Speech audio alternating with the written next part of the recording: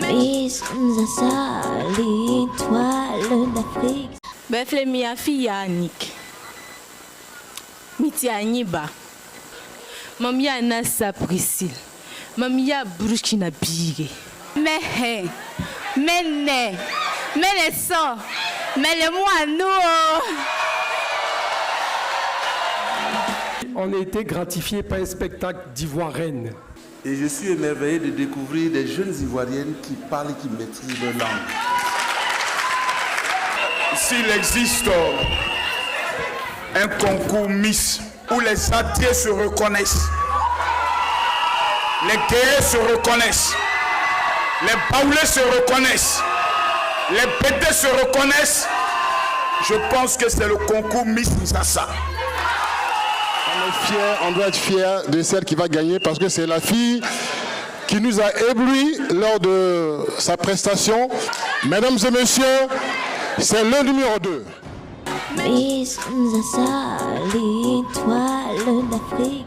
Les candidates de Miss Nzassa, un concours de beauté panafricain ouvert chaque année aux jeunes filles âgées de 18 à 26 ans et qui fait la promotion de la culture africaine à travers la langue maternelle. Mais avant ce grand rendez-vous de l'étoile d'Afrique, ces candidates prennent part à une compétition culinaire Miss Cordon Bleu. Car pour les initiateurs, la beauté africaine ne saurait se départir d'un savoir-faire culinaire. Elles se sont données et chacune est rentrée fière d'elle parce que les autres éditions, elles étaient un peu stressées, mais cette année, c'était carrément différent.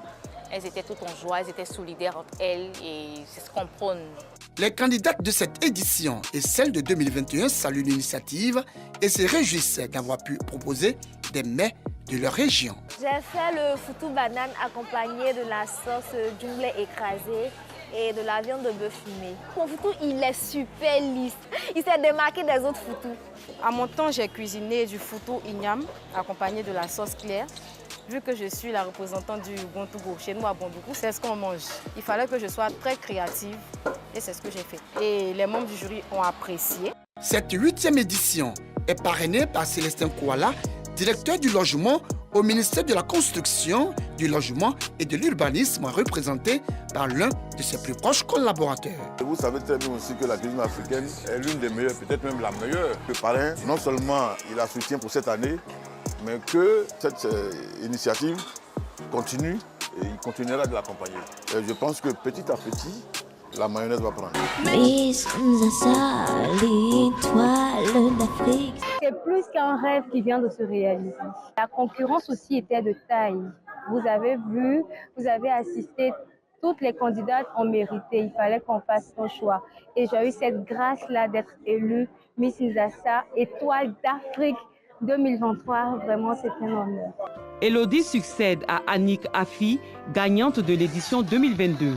Ce concours ouvert aux jeunes filles africaines dont l'âge varie entre 18 et 26 ans est bien le creuset de valorisation des langues maternelles. C'est la 9e édition. La valorisation de nos cultures est bien plus qu'une simple préservation du passé. C'est un investissement dans un avenir harmonieux, respectueux de la diversité qui caractérise notre planète. En célébrant nos différences et en reconnaissant la beauté de notre pluralité, nous créons un monde où chaque individu peut s'épanouir. Un monde où la compréhension mutuelle remplace les préjugés et où la coopération internationale devient une réalité. L'art culinaire, le costume et la maîtrise des langues maternelles sont les critères qui ont permis aux membres du jury de sélectionner la Miss Nzassa 2023. C'est un reportage de Clément Boko commenté par Maïssa Kogaï. Et justement, nous avons le plaisir de recevoir la Miss Nzassa 2023 sur notre plateau. Bonsoir Elodie Bonembo. Bonsoir monsieur. D'où vous vient la décision de participer justement à ce concours? Alors, merci pour la question. Étant donné que le concours Miss Nzassa est un concours qui consiste à valoriser les cultures africaines, moi, issue d'un brassage culturel, j'ai donc voulu valoriser mes cultures. Justement, vous parlez de culture et on sait que c'est un concours qui met l'accent sur les langues maternelles, des langues maternelles qui sont très souvent délaissées au profit des célèbres langues que nous parlons, le français, l'anglais, l'allemand et bien d'autres. Quel est votre attachement, vous, personnellement, à votre langue maternelle? Déjà, je suis issue d'un brassage culturel. Je tiens à le signifier. Je suis guéret de Djokwe, plus précisément de Diaouin, dans la région du Guémon. Je suis aussi Kulongo de Bondoku et encore, je suis congolaise de Kinshasa. Ah, et justement, vous arrivez à parler toutes ces langues maternelles. Vous parlez le guéret, vous parlez la langue Kulongo. Oui, mais beaucoup plus le Kulongo parce que j'ai grandi avec ma maman. Comment vous dites merci de regarder, toujours regarder RTI2 en Kulongo, par exemple? Ojaso le Pokomu Mini RTI2. Miss Nzasa, l'étoile d'Afrique.